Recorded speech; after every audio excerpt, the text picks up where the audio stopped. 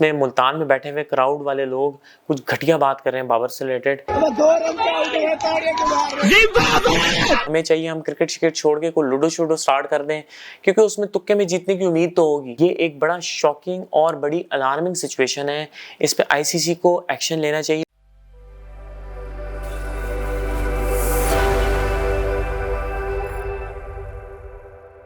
आय हाय। तो भाइयों, इंग्लैंड ने हमें सेकंड टेस्ट मैच में भी हरा दिया और साथ ही टेस्ट सीरीज अपने नाम कर ली और वर्ल्ड टेस्ट चैंपियनशिप से भी हमें नॉकआउट करवा दिया। पहले इन लोगों ने हमें T20 सीरीज में हराया, फिर उसके बाद वर्ल्ड कप फाइनल में हराया और अब इस टेस्ट सीरीज में भी हरा दिया। वैसे ये भी ठीक है, क्योंकि हम लोग डिजर्व नहीं करते। जिस माइंडसेट से हम लोग खेलते हैं, हमें चाहिए हम क्रिकेट शिकेट छोड़ के कोई लूडो शूडो स्टार्ट कर दें, क्योंकि उसमें तुक्के में जीतने की उम्मीद तो होगी। और वैसे भी क्रिकेट काफरों की इजाद है और बहैसियत मुसलमान हम सब पे हराम है। खैर, थोड़ी देर के लिए तो मेरी भी किडनी में दर्द हो गया था जब पाकिस्तान जीत के बहुत करीब पहुंच गया था। वैसे एक बार फिर इंग्लैंड और नवाज का गहरा रिश्ता काम आ गया और क्या कोई अलग किस्म की इनिंग्स खेली है मेरे बॉय नवाज ने।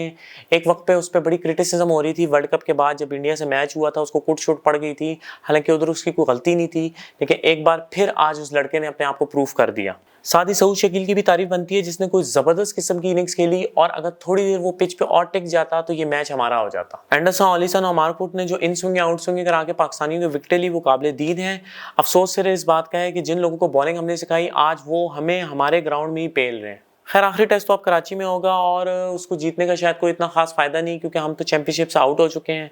हाँ, दिल को बहलाने के लिए गालिब ख्याल अच्छा है और अगर इज्जत बचाना चाहे तो जीत जाएगा आधा टेस्ट मैच, लेकिन मुझे लगता है कि इंग्लैंड हम पे हार्ड आएगा और हमें क्लीन स्वीप करने की कोशिश करेगा इस आखिरी मैच में। साथ ही इंडिया अपना मैच बांग्लादेश से जीत गया और कोहली भाईजान ने आखिरकार अपनी कसम तोड़ दी।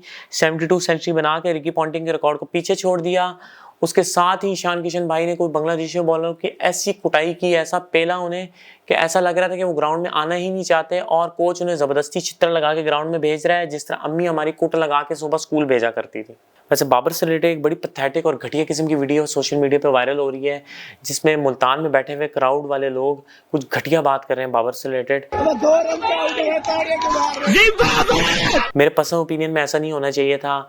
एक ही सुपरस्टार है पाकिस्तान का, उसकी कदर करो, उसको इज्जत दो। शायद ये वर्ल्ड कप फाइनल और सेमीफाइनल और एशिया कप फाइनल में जाने के बाद हम अपनी औकातें भूल चुके हैं।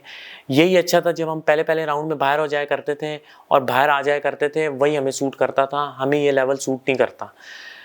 दूसरी तरफ अगर हम इंडिया को देखें तो किस तरह वो कोहली को सपोर्ट कर रहे हैं 3 साल से, जब कोहली की परफॉर्मेंस कुछ भी नहीं थी 3 साल से, तो उसके लोग, उधर के फैंस उसे सपोर्ट कर रहे थे। और यहाँ पे एक ही हमारा सुपरस्टार है, हम उसे सपोर्ट नहीं कर रहे। हमें अपने लोगों को वैल्यू देनी चाहिए। खैर, देखते हैं तीसरे टेस्ट मैच में क्या होता है। मेरे ख्याल से कुछ चेंजेस होंगी स्क्वाड के अंदर, और जो चेंजेस मैं रेकमेंड करता हूँ उसमें इनको चाहिए कि हसन अली को ले आएँ और साथ सरफराज को ले आएँ।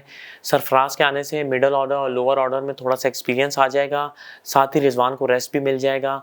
और दूसरा, मुझे समझ नहीं आता, ये पता नहीं हसन अली को क्यों नहीं लेके आते टेस्ट मैच में। उसकी बेस्ट एवरेज है टेस्ट मैच में, उसको T20 और ODI में ले जाते हैं, जहाँ पे उस पर कूट पड़ती है और फिर उसकी ट्रॉलिंग होती है और फिर वो बाहर बैठ जाता है। मुझे नहीं लगता हसन अली के अलावा कोई और बॉलर है जिसके मसल इतने बिल्ड हैं कि वो टेस्ट में आके बॉलिंग करा पाए। ये नसीम शाह और हारिस रऊफ, ये T20 के बॉलर्स हैं, वहाँ पे इन्होंने 4-4 ओवर कराए होते हैं। जब वो टेस्ट में आते हैं तो यहाँ पे उनके मसल ही बिल्ड नहीं होते कि वो 12-12 ओवर करा पाएँ और लेंथ एडजस्ट कर पाएँ, और इंजर्ड होकर बाहर हो जाते हैं। तो मेरे हिसाब से हसन अली को लाना चाहिए, जिसका एक्सपीरियंसड है। अफसोस तो मुझे इस बात का है कि बाहर से बॉलर आके हमारी पिचों पे विकेटें ले गए, फ्लैट पिचों पे, और हम कुछ नहीं कर पाए, हमारे पेसर तो कुछ नहीं कर पाए।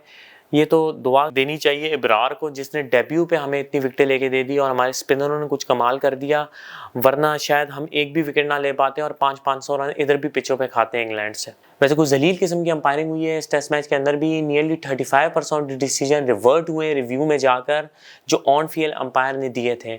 ये एक बड़ा शॉकिंग और बड़ी अलार्मिंग सिचुएशन है।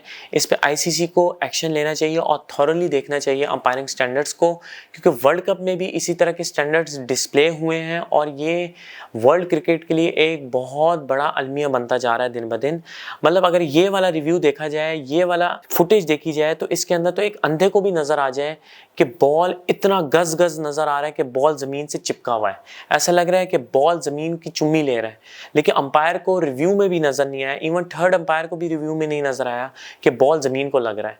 मतलब दैट वॉज टेरेबल। खैर चलो देखते हैं क्या होता है, और जिन लोगों ने मेरे चैनल को अभी तक सब्सक्राइब नहीं किया वो काइंडली मेरे चैनल को सब्सक्राइब कर दें और घंटी के बटन को दबा दें।